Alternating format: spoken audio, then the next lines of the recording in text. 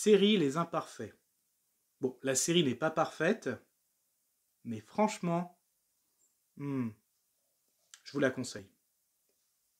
Je développe, générique.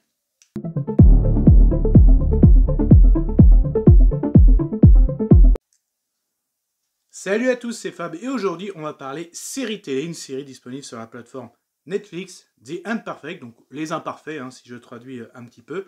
Alors cette vidéo sera faite en plusieurs parties, déjà quelles étaient mes attentes par rapport à cette série, la synopsis, de quoi ça parle, ce que j'ai aimé et moins aimé sans spoiler, avec une petite conclusion.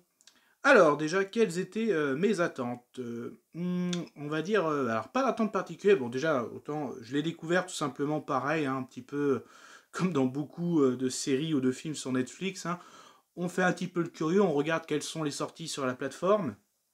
Certes, un indice qui est assez intéressant, c'est justement le classement, souvent ils vous disent le top 10 des films et des séries. Et là, et aussi par rapport à ce qu'on regarde, comme vous avez aimé tel genre de série, de film, voilà ce qu'on vous propose par rapport aux sorties. Et là, on me propose The Imperfect. Et en plus, déjà, quand tu vois tout de suite sur la plateforme une espèce de tête de loup-garou, tu dis, tiens, c'est intriguant.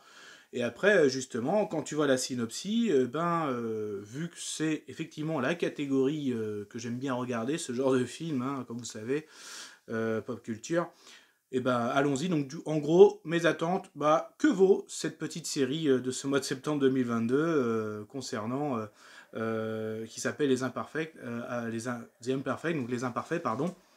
En gros, de quoi ça va parler? Justement, on enchaîne avec la synopsis. De quoi ça parle?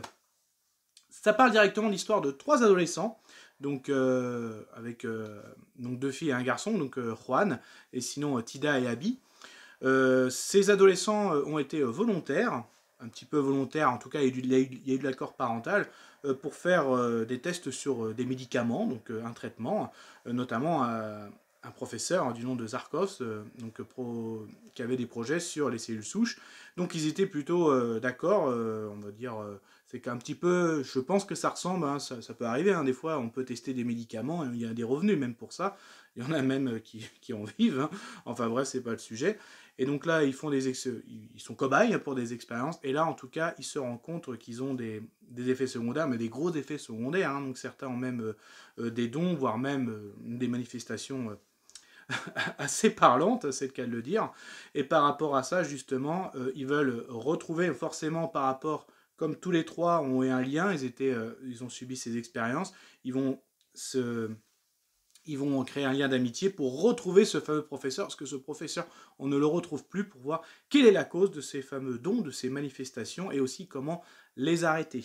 Alors, pour aller plus loin quand même, pour donner envie au niveau pop culture et monstres, je vais pas être galant, mais allez, je vais commencer par Juan. Juan, en gros, se manifeste, se transforme en espèce de ce qu'ils appellent le chupacabra, donc une sorte de loup-garou, de monstre, justement, et justement, quand il se transforme, il se met à manger un peu tout ce qu'il croise. Donc c'est un peu, c'est un peu délicat. Oh, pardon, petit mouvement de caméra et tout.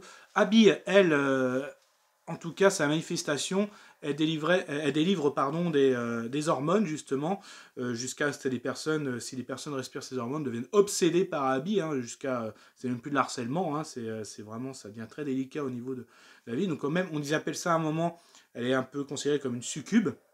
Et Tida, il l'appelle un peu comme un Banshee, donc en gros, elle est victime justement, elle est devenue très très sensible au bruit, jusqu'à elle est obligée de se porter même un casque ultrason, et on s'en rend compte aussi que justement, elle arrive à délivrer même des ultrasons, aussi bien avec sa voix. Donc c'est vrai qu'un petit peu, si je devais faire des références, donc là... Donc certes, ces trois, c'est comme si tu te retrouvais un petit peu avec des adolescents, avec un qui se transforme en espèce de loup-garou, une qui est un petit peu, qui maîtrise un petit peu les hormones, un peu comme dans Poison Ivy, peut-être dans Batman, et si je vais rester chez DC, une autre qui aura un petit peu des dons qui ressemblent à ceux de Black Canary. Donc voilà un petit trio d'adolescents, si je prends des références, on va suivre ces aventures. Voilà un petit peu pour la synopsis. Donc qu'est-ce que j'ai aimé, qu'est-ce que j'ai moins aimé, sans spoiler. Déjà, j'ai beaucoup accroché à ce trio. J'ai vraiment beaucoup accroché.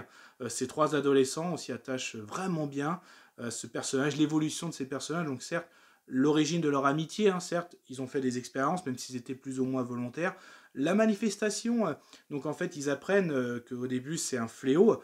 Après, ils apprennent aussi à vivre avec leurs dons, avec leurs pouvoirs. Donc on va voir aussi, si je prends sans trop spoiler, mais l'évolution, certes, un petit peu comme la Hulk aussi, voilà, je vais vraiment prendre des références. Certes, au début, Bruce Banner ne contrôle pas Hulk, mais en fait, au fur et à mesure, là, c'est pareil avec son Chupacabra, le fameux Choupi, même que le petit surnom, c'est mignon. Il va arriver à avoir des... Au début, il ne le contrôle pas du tout, mais après, vous allez voir, il y a des souvenirs, c'est vraiment très intéressant. Au niveau des succubes aussi, au niveau des hormones, en fait, ils vont vite se rendre compte que ce fléau peut vite devenir, quand on le contrôle, un pouvoir. Hein, donc certes, hein, le fait de contrôler les gens, peut-être, avec les hormones. Donc on découvre aussi qu'il y a plusieurs types d'hormones, ça c'est assez intéressant. Et la Banishi, donc Tida, donc, elle carrément, je vous l'ai dit au début, c'est une contrainte au niveau du bruit, parce qu'en plus, c'est quelqu'un qui s'est lancé dans la musique, donc c'est vrai que c'est compliqué. Donc là, pareil, hein, au niveau des ultrasons, mais même aussi, elle va carrément aussi à sentir comment on respire, notre cœur. Donc elle arrive à ressentir un peu tout, même elle entend même les radios, la télé, tout ça.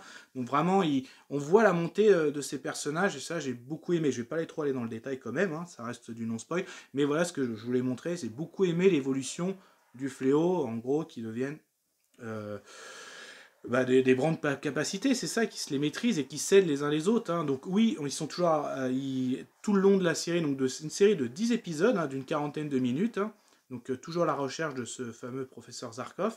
On se rend compte aussi que ce ne sont pas été les seuls. Hein. Donc on découvre aussi plein d'adolescents qui ont des super pouvoirs. Donc ça aussi, ils vont venir en aide. Ce petit trio, c'est assez sympa. Ils vont aussi avoir l'aide du professeur Sidney Burke, donc, qui a travaillé aussi avec Zarkov. Donc ça aussi, c'est assez intéressant. Donc j'ai beaucoup aimé l'évolution de l'histoire. Donc surtout, on va dire, les 5 premiers épisodes. Hein. C'est un peu ce que je viens de raconter, c'est un peu les 5 premiers épisodes. Après, effectivement, les derniers, je trouve que ça baisse un petit peu, hein, parce que, sans aller trop dans le spoil, bon, il y a une petite séparation de groupe, hein, un petit coup de Beatles. Certes, ils vont... mais parce qu'en fait, chacun... voilà, par rapport à ses pouvoirs, au début, ils veulent tous se guérir, à la fin il y en a qui se posent des questions, est-ce que c'est pas notre destin, est-ce qu'on n'est pas mieux comme ça, donc il y a une petite séparation, et là c'est le moment que j'ai un peu moins aimé, mais après, voilà, la fin de la série me plaît assez bien, c'est du non-spoil, donc franchement, c'est juste une petite baisse. Là, je suis dans ce que j'ai aimé, moins aimé. Alors, j'ai beaucoup aimé justement l'origine, l'aventure pour retrouver ce professeur, ce trio. Mais après, voilà, comme il y a une petite séparation, chacun de son côté. Justement, moi, j'ai tellement apprécié ce trio, donc de les voir se séparer, bah, moi, j'ai un peu moins aimé. Voilà, mais j'irai pas plus loin, comme c'est du non-spoil. Si je devais, sans trop spoiler aussi, voilà, les scènes que j'ai appréciées. Bah, dans leur démarche de recherche. J'ai beaucoup aimé à un moment, tous les trois se retrouvent dans ce qu'on appelle un petit laboratoire clandestin, donc en gros des scientifiques un peu dissidents, hein, justement, qui travaillent, qui aiment bien travailler sur les monstres. Hein, donc ça aussi, sans aller plus loin, j'ai beaucoup aimé cette scène. Donc forcément, ils sont intéressés par ces trois adolescents. Et ces trois adolescents, justement, là, se font une révélation au niveau de leur pouvoir, au niveau de leur lien. Ça, j'ai beaucoup aimé. Ou encore aussi, on apprend qu'il y a une unité avec le gouvernement. Hein, c'est un peu une unité anti-monstre, hein, même...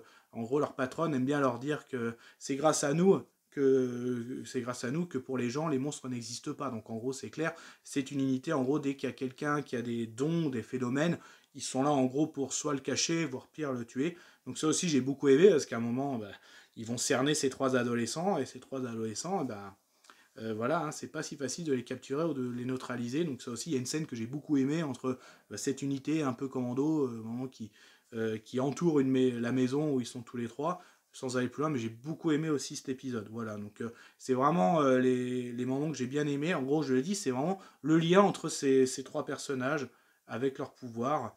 Donc, alors certes, je tiens à dire aussi une précision, certes, Juan, lui, se change en loup-garou, en Chupacabra, mais sinon, Tida et Abby, eux, ne se changent pas, hein, ça reste des dons, ils restent une apparence humaine, voilà, mais c'est juste aussi un petit détail, quand j'ai parlé de Abby qui est une succube et que Tida qui est une Banshee, non, ils ne se transforment pas en monstres, parce que souvent, quand on dit Banshee, succube ou Chupacabra, on regarde, oui, hein, c'est des monstres, hein, bien sûr.